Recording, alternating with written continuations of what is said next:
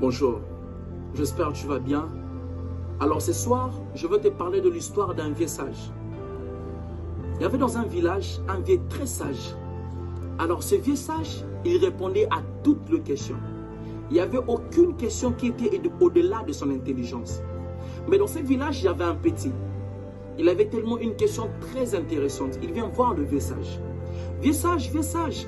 Le vieux sage répond, oui mon petit. Qu'est-ce qui se passe? J'ai une question à te poser. Le vieux sage dit, ok, pas de problème, vas-y. Entre mes mains, vieux sage, j'ai le papillon. Dis-moi, vieux sage, ce papillon, il est mort ou bien il est en vie? Le vieux sage regarde le petit et dit, waouh, c'est une très bonne question. Bon, ok. Tellement qu'il était sage. Il dit, si je te dis que ce papillon est en vie, tu vas le craser. Et puis tu me diras, voilà, vieux sage, tu mens. Il est mort. Et si je te dis que ce papillon est mort, tu vas le laisser en vie. Et puis tu me diras, voilà, vieux sage, tu mens. Il est en vie. Alors la réponse est entre tes propres mains. C'est toi qui décides si ce papillon sera en vie ou il sera mort. Tout dépend de toi. Alors la réponse de vieux sage m'a tellement bouleversé. C'est là où mon message commence. C'est par là que j'ai aussi compris que notre vie, on le tient aussi entre nos propres mains. Nos rêves, on le tient entre nos propres mains. C'est toi qui décides si tu vas faire vivre tes rêves ou tu vas le craser. Tout dépend de toi. La Bible dit que je vous ai donné le pouvoir. On a le pouvoir de décider sur qui tu veux être et qui tu ne veux pas être. Si tu veux être pauvre, alors tu seras pauvre toute ta vie.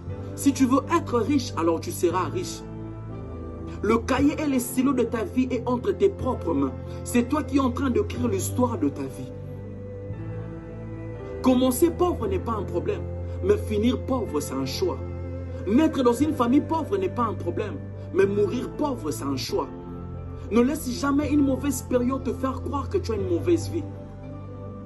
Ce n'est pas parce que tu as mal commencé que tu finiras mal. Non, ton début ne détermine pas ta fin. La fin de ta vie est entre tes propres mains. C'est toi qui décides comment tu veux finir ta vie. Ne laisse jamais quelqu'un te dire que c'est impossible. Ne laisse jamais quelqu'un te dire que tu ne peux pas le faire. Ne laisse jamais un échec te faire croire que tu es un échec. En réalité, tu deviens un échec quand tu ne te relèves plus. J'aime cette phrase qui dit, ce n'est pas le nombre de coups que tu donnes qui compte, mais c'est le nombre de coups que tu reçois tout en continuant d'avancer, tout en continuant d'essayer, tout en continuant à te battre. C'est ça un soldat. Tout le jour ne sera pas pareil, mais dans tout le jour, il y a Dieu dedans. Il y aura de mauvais jours, il y aura aussi de bons jours. Il y aura des jours où tu vas échouer. Il y aura aussi des jours où tu vas aussi réussir. Et dans tous ces jours, il y a Dieu dedans. Et Dieu ne va jamais t'abandonner. Il n'est jamais trop tard pour changer une vie. Si hier tu as échoué, aujourd'hui c'est un nouveau jour. Donne chaque jour la chance de devenir le plus beau jour de ta vie. J'aime ce que la Bible dit.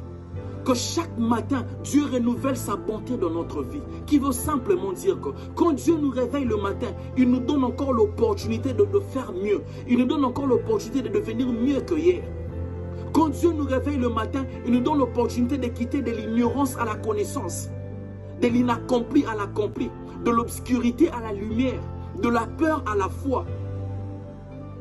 De l'inconscience à la conscience. De ramener l'invisible vers le visible. C'est parce que Dieu ne t'a pas créé pour échouer. Tu n'es pas venu dans ce monde pour accompagner les autres. L'essentiel n'est pas seulement de vivre, mais d'avoir une raison de vivre. Pourquoi tu vis? Dieu a placé en toi des potentiels. Tu dois croire en toi. Si je te dis tout ça, c'est parce que je crois que tu es capable d'accomplir tes rêves.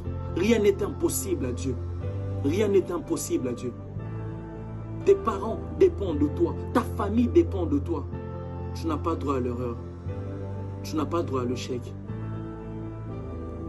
Que mon Dieu te bénisse. C'est juste ça le petit message que j'allais partager avec toi. Ces temps ici, il y a une phrase que je dis toujours que la réussite n'est plus un choix. C'est maintenant une obligation.